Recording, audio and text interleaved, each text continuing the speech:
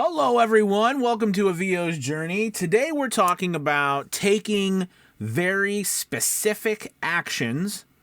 We're going to talk about what those actions are to get really big results. Okay, so stay tuned because we're going to go into the actions, the small actions, the daily actions you need to take in order to get results in your voiceover business. Welcome to A VO's Journey. My name is Anthony Pica. This show is about helping the new and upcoming voiceover artists grow their business, sidestep all the crazy things that I seem to step on. Had an incredible morning, spoke with Gabby Nistico, one of our new teachers at A VO's Journey Elite Academy, and I love Gabby. She's amazing. I'm so excited to work with her to help our students learn and grow in their performance, their acting, their auditioning. You know, we were talking a lot about auditioning, and it's kind of what I want to speak about today with you as part of these small actions on a regular basis that you need to take. Part of that is auditioning, and I was having a great conversation with her about auditioning and how the interpretation, the direction, the auditions themselves, it trips up a lot of voice actors, into which case they don't actually take that action of auditioning and taking actions within the auditioning. Like, for example, having a specific opinion when going into that audition, or we use the word opinion to mean even something as adding some descriptive adjectives to your read. If you have something that's like a 15-second spot and you add authoritative, you add some tones to what you're trying to do, what you'll realize is the words then become just, and I've said this before, but it becomes a vessel of your performance. Your performance, the story you tell, comes from you, not the words. This is so important. And you can call it subtext. I call it the story underneath the story, but you call it it's an aura, whatever it is you want, your personality, character traits, whatever it is that you want to kind of label it as. This is what helps you add that something extra to your performance so that the words don't control you, you control the words. I love that. Let me say that again. The words don't control you, you control the words. So anyways, we're having this wonderful conversation with Gabby this morning, and that's what we're talking about, and bringing that to A VO's Journey Elite Academy and helping our voice actors get more bookings, all right, through doing specific targeted audition training and so forth. So I'm very excited about that. Let's go in, and by the way, if you're interested, don't wait. She's starting in a couple weeks, so make sure you check out that link below. Check us out, get ready, join A VO's Journey Elite Academy. We've so many wonderful things going on over there, so we'd love to have you. Anyways, the minute things that you need to do on a regular basis, and this comes from a quote to great acts are made of small deeds.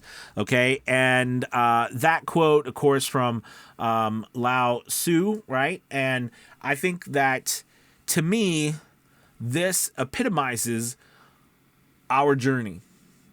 You don't, that saying, right? Rome wasn't built in a day, or brick by brick, my friend, brick by brick. You start up a mountain one step at a time. These types of things make so much sense, and yet they're so difficult for us to do. So some of these tasks that we need to take, first and foremost, no matter what, no matter how good you are or how bad you are or how bad you feel you are, you need to audition on a regular basis. You need to audition. These are actions that you can take, and don't make the auditions a big deal.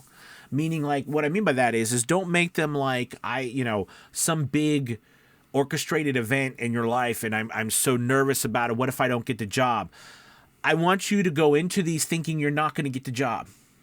So who cares whether you get the job or not? Your goal on the auditions is to get them done and to start to add to your performance. Focus on the interpretation, meaning look at the directions, proofread the script, all right? From that, make a decision in your mind of how you're going to perform it and go all in on it. If you suck or it turns out poorly, that's fine. That's okay. because there's a million other auditions you're going to do, and it'll be fine. There's plenty of work. But what I find people are not taking those small actions of simply just doing quick auditions, just getting them out there. Don't overdo the auditions, meaning don't, if you're doing audiobook auditions, do 1 to 2 minutes max. Don't overdo it. If you're doing commercial auditions, that's okay. You can do 3 different reads, contrast them. That's another little thing to do. Show contrast. If you're doing auditions for commercial reads, for anything that's short, show contrast or don't do multiple reads. So what do I mean by that is, you've got to make sure that they're different. I hear some people do auditions and they'll put 3 reads on there and be like, hey, I did the 3 reads, and I'll listen back to the reads and they sound exactly the same.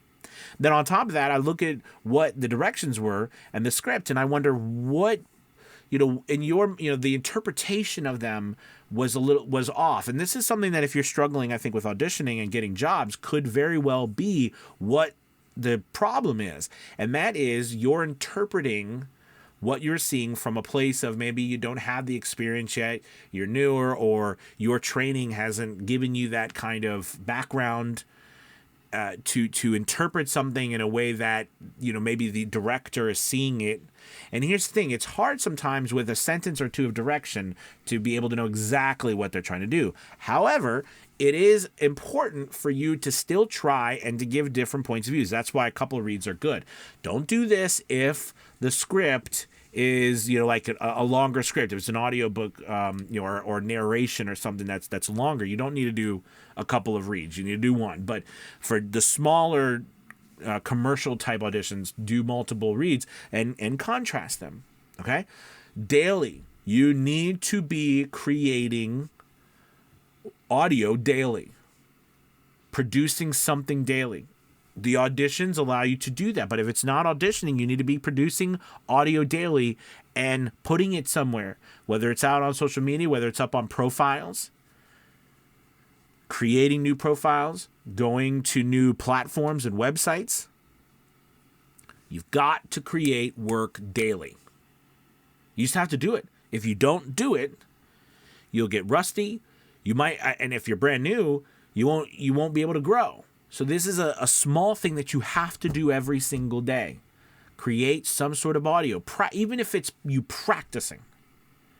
Create audio every single day. Number 3, learn something every day. Try to learn something every day. Especially in the beginning, you need to be focusing on learning acting. And what I mean by acting, how to express different messages effectively and interpreting what people are expecting. It's like playing sports. You have to learn the rules to be creative. I know it's strange, but that's the truth. I think some people think, well, if I'm just not creative, I'm not creative. I don't need to learn the rules. I don't need to practice because it should just come to me like an epiphany, like lightning strikes my brain. No, you have to learn the rules. So you have to learn what is expected of the genre you're in. And a lot of times people, especially voice actors who are beginning or just the first couple of years, they don't know because they don't have enough experience to understand exactly what they should be doing with that voiceover. So it comes out wrong. It's not spoken in a manner in which the person hiring thinks, oh, that's great, or no, that's not so good, or that doesn't feel right. And again, a lot of times nowadays too, people are looking for the feeling that you're giving them. So you've got to make sure that that's matching up with what the expectation is, and you have to know that. So you've got to learn that, and a great way to learn that is by either getting education through being a part of an educational community and watching, listening to other voice actors, listening to other clips or samples that are already identified as such, right? As that particular emotion, feeling, message, delivery, etc. And you can imitate. Don't ever forget, acting is imitation. Acting is imitation.